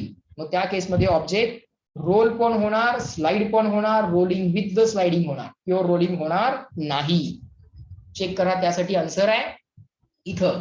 किंवा condition for rolling without sliding, condition for rolling without sliding on incline plane, incline plane वरच्या condition for rolling without sliding साठी जे लिहायचं ते असं लिहायचं, required amount of friction should be less than maximum possible friction. Maximum possible friction किती असतं, FS max. FS max म्हणजे म्यू इंटू नॉर्मल रिएक्शन, आठवतंय का? फ्रिक्शनचा ग्राफ कसा होता, इकडं अप्लाइड फोर्स लिहिला होता, इकडं फ्रिक्शनल फोर्स लिहिला होता. As the applied force increases, frictional force increases. Initially object रेसलाय, सडनली काय झालं, ऑब्जेक्ट मोशन मध्ये आला आणि आता कायनेटिक फ्रिक्शन चालू झालं. सो ही व्हॅल्यू आहे मॅक्सिमम फोर्स ऑफ स्टॅटिक फ्रिक्शनची. This value is called as FS max. आणि ती एफएस मॅक्स ची व्हॅल्यू काय असते, म्यूएस इंटू नॉर्मल रिएक्शन असते. एवढं मॅक्सिमम फ्रिक्शन येऊ शकतं. रिक्वायर्ड अमाऊंट ऑफ फ्रिक्शन किती आहे, FS mg sin theta in the bracket k square upon r square divided by 1 plus k square upon r square. This is the required amount of friction. That value should be less than the maximum available friction. Maximum available friction किती असणार, mu into normal reaction. mg cos theta म्हणजे normal reaction. Check करा, mg cos theta म्हणजे कोण आहे, normal reaction. mg cos theta म्हणजे कोण आहे, normal reaction. So that required amount of friction should be less than the maximum available friction. तरच pure rolling possible आहे, अदरवाईज नाही. मग हा कॉस पलीकडे जाऊन डिवाइड करायला गेला, मग तो टॅन झाला, मग हे सगळं राईटला घेतलं, हे एमजी कॅन्सल झालं आणि त्यानंतर राईट साईडला फक्त म्यूएस ठेवला, कॉस डिवाइड करायला पाठवला, साइन अपॉन कॉस टॅन झालं, एमजीला एमजी कॅन्सल झालं, कॉस डिवाइड करायला गेला, राईट साईडला झाला म्यूएस. म्हणजे कंडिशन काय तयार व्हायला लागली आहे, value of mu s should be less than this value. पाठ करायचं नाहीये, लॉजिक समजून घ्या. लॉजिक एवढंच आहे, FS should be less than FS max. Required amount of static friction should be less than maximum amount of static friction. Required amount of static friction तुम्हाला माहित आहे, मॅक्सिमम स्टॅटिक फ्रिक्शन जे असतं ते म्यू इंटू नॉर्मल रिएक्शन असतं. After that you can find out this condition. Up to this reply in the chat box clear, small C. बोला. हे सगळे क्रिटिकल पॉइंट्स आहेत जे तुम्हाला डिफिकल्ट क्वेश्चनच्या कॅटेगरीमध्ये टाकता येतील, पण ते सुद्धा लॉजिक जर आम्ही लक्षात ठेवले तर हे आम्हाला सॉल्व्ह करता येतील. And that too within a minute. Believe me, within a minute we can solve these questions if you are understanding the logics. पण या क्वेश्चन्स ना घाबरायचं पण काय कारण नाही. चलो नेक्स्ट, लास्ट 3 स्लाइड्स आहेत. बर, यातलं एक बोर्डचं डेरिवेशन आहे, ते असं आहे की व्हेलॉसिटी ऍट दी बॉटम, हा rolling without slipping on an incline plane. Rolling without slipping चालू आहे म्हणजे v equal to R omega पाहिजे तेव्हा रिप्लेस करता येते, rolling without slipping. Velocity at the bottom, this derivation might be asked in the board. Velocity at the bottom काढायचं आहे. Friction जे इन्व्हॉल्व असेल ते स्टॅटिक नेचरचं असेल, स्टॅटिक नेचरचं फ्रिक्शन इन्व्हॉल्व असेल तर no loss of energy. Kinetic friction असेल तर लॉस ऑफ एनर्जी होणार, कारण दोन सरफेसेस मध्ये रिलेटिव्ह मोशन झाली, त्यामुळे कायनेटिक फ्रिक्शन मुळे लॉस ऑफ एनर्जी होते, स्टॅटिक फ्रिक्शन मुळे लॉस ऑफ एनर्जी होत नाही. त्यामुळे initial KE plus P is equal to final KE plus P. बर, इनिशियली ऑब्जेक्ट रेसला होता, रोल पण होत नव्हता, स्लाइड पण होत नव्हता, ट्रान्सलेशनल व्हेलॉसिटी नाही, कायनेटिक रोटेशनल व्हेलॉसिटी पण नाही, ट्रान्सलेशनल व्हेलॉसिटी पण नाही.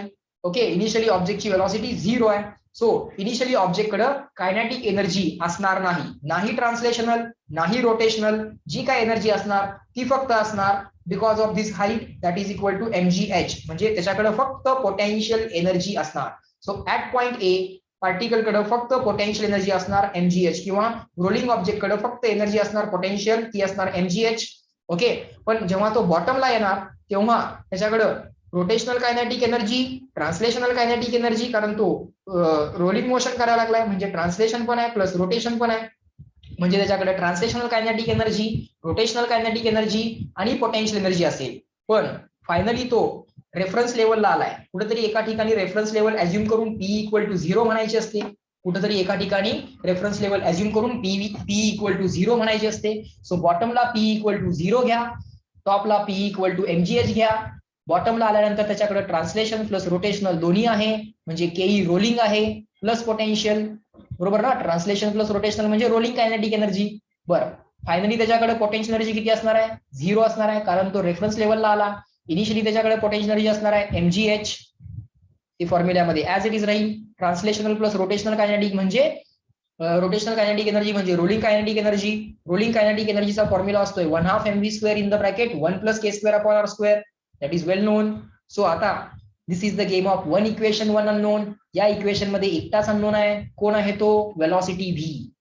बाकी सगळं m ला m कॅन्सल करा, हा 2 राईटला पाठवा, हा 1 + k²/r² डिवाइड करायला पाठवा. So v² is equal to काय आलं? 2 राईटला गेला 2gh, 1 + k²/r² डिवाइड करायला गेला, डिवाइड बाय 1 + k²/r². दोन्ही साईडला स्क्वेअर रूट घ्या, आन्सर येणार v is equal to √2gh/1 + k²/r². v is equal to √2gh/1 + k²/r². पाठ करायचा फॉर्म्युला, फॉर्म्युला पाठ करायचा. डेरिवेशन सिंपल आहे, ke + pe बॅलन्स करायचा आहे at the top at the bottom. Pure rolling आहे, प्युअर रोलिंग आहे म्हणजे फ्रिक्शन स्टॅटिक आहे, स्टॅटिक फ्रिक्शन म्हणजे no energy loss, no energy loss म्हणजे energy conserve. Initial KEPE equal to final KEP.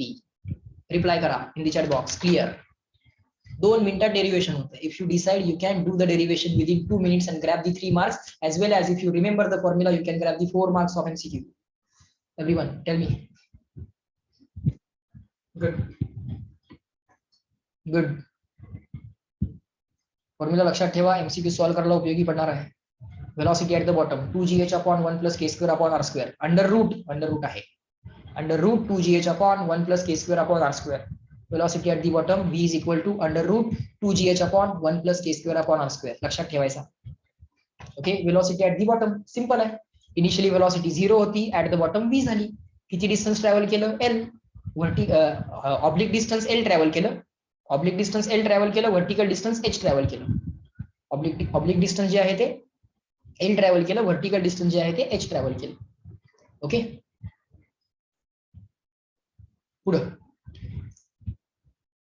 पुढं आहे ऍक्सलरेशन डाऊन द इन्क्लाइन. जे मगाशी आपण 2 इक्वेशन 2 अननोन काढलं होतं, जे आपण 2 इक्वेशन 2 अननोन काढलं होतं ना, g sin θ/1 + k²/r², ते आपल्याला आणखीन एका पद्धतीने काढता येतं.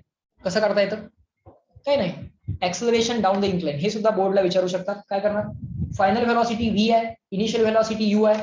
फायनल व्हेलॉसिटी माहित आहे, इनिशियल व्हेलॉसिटी 0 आहे माहित आहे, डिस्प्लेसमेंट पण माहित आहे l आहे. v² is equal to u² + twice as वापरा. फायनल व्हेलॉसिटी v² किती आहे? 2gh/1 + k²/r². v² म्हणतोय मी, v नाही, v च्या केसमध्ये रूट येईल, पण v² काय येईल? 2gh/1 + k²/r². सो v² ला रिप्लेस केलं 2gh/1 + k²/r². u initially velocity किती होती? 0 होती. इनिशियल व्हेलॉसिटी 0 होती, 0 टाका, twice as 2a, 2 as it is, acceleration as it is. Displacement किती झाली आहे? डिस्प्लेसमेंट डाऊन द इन्क्लाइन झाली आहे l. Displacement down the incline किती झाली आहे? l. तो l इथे लिहिला. सो 1 इक्वेशन 1 अननोनचा गेम, दॅट्स इट. नेक्स्ट स्टेपला आन्सर. एक्सेलरेशन एकटंच अननोन आहे, एक्सेलरेशन एकटंच अननोन आहे. हा 2 डिवाइड करायला गेला, किंवा हा 2 आणि हा 2 कॅन्सल झाला, विषय संपला. हा 2 आणि हा 2 कॅन्सल झाला, l डिवाइड करायला गेला. सो l डिवाइड करायला गेला म्हणजे 1/l, इथे काय शिल्लक राहिलं, 2 तर कॅन्सल झालाय 2 बरोबर. सो GH अपॉन 1 प्लस के स्क्वेअर अपॉन आर स्क्वेअर, म्हणजे GH अपॉन 1 प्लस के स्क्वेअर अपॉन आर स्क्वेअर शिल्लक राहिला. ओके, आता राहिला प्रश्न या एल ला कसा रिप्लेस करायचा. ठीक आहे, एल ला कसं रिप्लेस करायचं. राईट अँगल ट्रायंगल तुम्हाला दिसतोय. या राईट अँगल ट्रायंगल मध्ये हा अँगल आहे थीटा. या राईट अँगल ट्रायंगल मध्ये हा अँगल आहे थीटा. आणि इथं जर मी हा राईट अँगल ट्रायंगल तुम्हाला काढून दाखवला तर तुमच्या लक्षात येईल की ही अपोजिट साइड आहे एच आणि हा हायपोटेनस आहे एल. अपोजिट साइड काय असली पाहिजे, अपोजिट साइडचा आन्सर काय असलं पाहिजे, hypotenuse into sine theta. Opposite साइडचा आन्सर असलं पाहिजे hypotenuse into sine theta. Okay, so H ला काय लिहिता येईल, एच ला लिहिता येईल एल इंटू साइन थीटा. पण जनरली आम्हाला एल देत नाहीत, आम्हाला एच देतात, म्हणजे आम्हाला एल ला रिप्लेस करावं लागेल कारण एल देत नाहीत. So L is equal to काय लिहिणार, H upon sine theta. L is equal to काय लिहिणार, एच अपॉन साइन थीटा. हा जो काय एच अपॉन साइन थीटा आहे त्यानं एल ला रिप्लेस करा. या एल ला रिप्लेस केलं कशानं, एल इथे लिहायला पाहिजे ना, एल इथे लिहायला पाहिजे. एल काय आला, H upon sine theta, theta H L. So H is equal to L sine theta, H is equal to L sine theta, हायपोटेनसचा साइन कंपोनेंट. मग L is equal to H upon sine theta. So ह्या H ला replace करावं लागेल कशाने, H upon sine theta. पण यांनी काय केलंय, यांनी थोडंसं वेगळं केलं. इथं इथं थोडंसं वेगळं केलं त्यांनी, एच ला रिप्लेस करून एल ला एल कॅन्सल केलाय. बघा दोन ऑप्शन्स आहेत, बघा दोन ऑप्शन्स आहेत. मी म्हणतो तो एल ला रिप्लेस करा, त्यांनी नाही केलं. ठीक आहे, राहू दे. त्यांनी काय केलं बघा, त्यांनी एच ला रिप्लेस केलं. एल ला रिप्लेस करा नाही तर एच ला रिप्लेस करा, अल्टिमेटली कॅन्सलच होते ते. बघा चला एच ला रिप्लेस करूया. 1 upon L as it is ठेवले चालेल. एच ला रिप्लेस केले एल साइन थीटा, तेही चालेल. कारण अल्टिमेटली काय व्हायला लागलंय, तो एच एच कॅन्सलच होणार आहे किंवा तो एल एल कॅन्सलच होणार आहे, काही करा. सो ह्या एच ला त्यांनी रिप्लेस केलंय एल साइन थीटानं. मग काय एल एल कॅन्सल झालाच ना इलिमिनेट. अल्टिमेटली एल इलिमिनेटच झाला ना, एम तेच होतं ना एल ला इलिमिनेट करायचं. कसंही करा, मग डायरेक्टली रिप्लेस करून करा नाहीतर पहिल्यांदा एच ला रिप्लेस करा मग एल ला एल कॅन्सल करा, कसंही चालेल. एल ला एल कॅन्सल झाला, उत्तर काय आलं, G sine theta divided by 1 plus K square upon R square. G sine theta divided by 1 plus K square upon R square answer आलं. This is the acceleration down the incline. This is the acceleration down the incline. किती आलं, G sine theta upon 1 plus के square upon R square. G sine theta upon 1 plus के square upon R square. लक्षात आलं, reply करा yes no everyone. Derivation कळालं का बघा. हे सगळे फॉर्म्युले वाचायचे, डेरिव्हेशन्स बघायचे, लक्षात ठेवायचे आणि गणित करायचे. एव्हरीवन प्लीज रिप्लाय आफ्टर दिस. एक लास्ट स्लाइड फक्त राहिले, त्यानंतर थांबू आपण. पण लेक्चर लिव्ह करू नका, थांबा, समजून घ्या. लास्ट पॉइंट आहे. गुड. फायनल पॉइंट बघा, time required to reach the bottom. Final point आहे time required to reach the bottom. बॉटमला यायला किती टाइम लागेल. अरे तुम्हाला इनिशियल वेलॉसिटी माहित आहे, डिस्प्लेसमेंट किती झाली आहे, एल झाली आहे ते पण माहित आहे. इनिशियल वेलॉसिटी माहित आहे, डिस्प्लेसमेंट किती झाली आहे माहिती आहे, एक्सेलरेशन डाउन द इन्क्लाइन माहित आहे किंवा फायनल वेलॉसिटी माहित आहे. एकतर तुम्ही v स्क्वेअर इज इक्वल, एकतर तुम्ही v is equal to u plus AT ते इक्वेशन वापरा किंवा s is equal to ut plus half AT square ते इक्वेशन वापरा. कुठलंही टी असणारं इक्वेशन वापरा, कुठलंही टी असणारं इक्वेशन वापरा. इथं कुठलं वापरलंय, v is equal to u plus at वापरले. ठीक आहे, मग time required to reach the bottom. Final velocity v किती आहे, under root 2gh upon 1 plus K square upon R square. Final velocity at the bottom किती आहे, under root 2gh upon 1 plus के square upon R square आहे, is equal to initial velocity 0 plus acceleration down the incline किती आहे, g sin theta upon 1 plus के square upon R square. g sin theta upon 1 plus के square upon R square हे आहे acceleration down the incline आणि हा असेल time required to reach the bottom. Okay, मग आता काय काय होतंय, या root of 1 plus K square upon R square बरोबर 1 प्लस के square upon R square cancel झाला. इथलं रूट कॅन्सल झालं पण इथं रूट प्रेझेंट झालं. जी आणि रूट जी कॅन्सल होणार, इकडे रूट जी येणार. जी आणि रूट जी कॅन्सल होणार, इकडे रूट जी येणार. रूट जी आला 1 प्लस के स्क्वेअर अपॉन आर स्क्वेअर आणि इथं root of 1 plus K square upon R square cancel होणार. राईट साइडला डिनॉमिनेटर मध्ये root of 1 plus K square upon R square येणार. ओके, इथं शिल्लक राहिलंय आता काय, रूट जी कॅन्सल झालाय, root of 1 plus K square upon R square cancel झालाय, रूट ऑफ 2h शिल्लक राहणार, रूट ऑफ 2h शिल्लक राहिला. इकडे आलं रूट जी, इकडे आलं root of 1 plus K square upon R square. Sine theta as it is आलाय, sine theta as it is आलाय, टी पण ऍज इट इज आलाय. Sine theta as it is आलाय, टी पण ऍज इट इज आलाय. आपल्याला T पाहिजे आहे, आपल्याला टी पाहिजे आहे. सो हा root of 1 plus K square upon R square इकडे मल्टिप्लाय करा, रूट जी डिवाइड करायला पाठवा, सगळे रूट कंबाईन करा, सगळे रूट काय करा, कंबाईन करा. सो टी ची व्हॅल्यू काय येणार, टी ची व्हॅल्यू हा रूट 2gh अपॉन रूट जी, रूट 2gh अपॉन रूट जी म्हणजे under root 2h upon g, route 2gh आणि अपॉन रूट जी म्हणजे under root 2h upon G. आणि हा root of 1 plus K square upon R square multiply, root of 1 plus K square upon R square multiply, पण सगळे root combine करायचे आहेत. त्यामुळे ब्रॅकेटमध्ये 1 प्लस के स्क्वेअर अपॉन आर स्क्वेअर सुद्धा, त्यामुळे ब्रॅकेटमध्ये आर स्क्वेअर सुद्धा टाकायचा. ओके. आता हा जो काय साइन थीटा आहे तो फक्त डिवाइड करायला पाठवा, हा जो काय साइन थीटा आहे तो फक्त डिवाइड करायला पाठवा. फायनल आन्सर तुम्हाला time required to reach the bottom लगेच येईल. फायनल आन्सर तुम्हाला time required to reach the bottom हा साइन थीटा डिवाइड करायला गेला 1 upon sine theta under root 2h upon G multiply by, divide by नाहीये, multiply by. Velocity मध्ये divide by आहे, acceleration मध्ये पण डिवाइड बाय आहे या फॅक्टरनं, पण time required to reach the bottom मध्ये मल्टीप्लाय बाय आहे या फॅक्टरनं. So time required to reach the bottom आला 1 upon sine theta under root 2h upon g root मध्येच into 1 plus K square upon R square. Okay. So this is the time required to reach the bottom by the rolling object. Check करा इथपर्यंतचे points तुमच्या लक्षात आले का? Rotational motion imagine झालं का, आठवलं का, रिवाइज झालं का? Please reply me in the chat box. जे जुने चॅप्टर्स आहेत जे विसरले ते सगळे रिवाइज करून देतो. लेटेस्ट चॅप्टर्स तर आम्हाला माहितच आहे, त्याचं सॉल्विंग तुम्ही करतायच. Everyone please reply. Are the things taught in today's lecture clear to all of you? Good. Now start solving the extra questions of the rotational motion. Module तुम्ही ऑलरेडी सॉल्व्ह केलेला आहे. एक्स्ट्रा क्वेश्चन्स आणि तुमच्या एक्झामचे पीवायक्यूज, मग CET असेल सीईटीचे पीवायक्यूज, JEE असेल जेईचे PYQs, NEET असेल नीटचे PYQs. Extra questions corresponding extra questions दिलेत मी तुम्हाला. सीईटीचे एक्स्ट्रा क्वेश्चन्स दिलेत, नीटचे एक्स्ट्रा क्वेश्चन्स दिलेत, जेडब्ल्यूचे एक्स्ट्रा क्वेश्चन्स दिलेत. So corresponding extra questions and then it's PYQs. Start doing them, okay? And start asking the doubts to me, okay? I will clear those doubts, okay? Fine. So in this lecture we will stop at this point. Chalo, bye bye everyone. Let me end the lecture, okay? Have a good day and study and complete your homeworks, okay? Chalo, bye. Let me end the lecture. Yes, bye. Tomorrow online lectures will be there, no offline. Online lectures asti bye. Okay? Chalo, bye.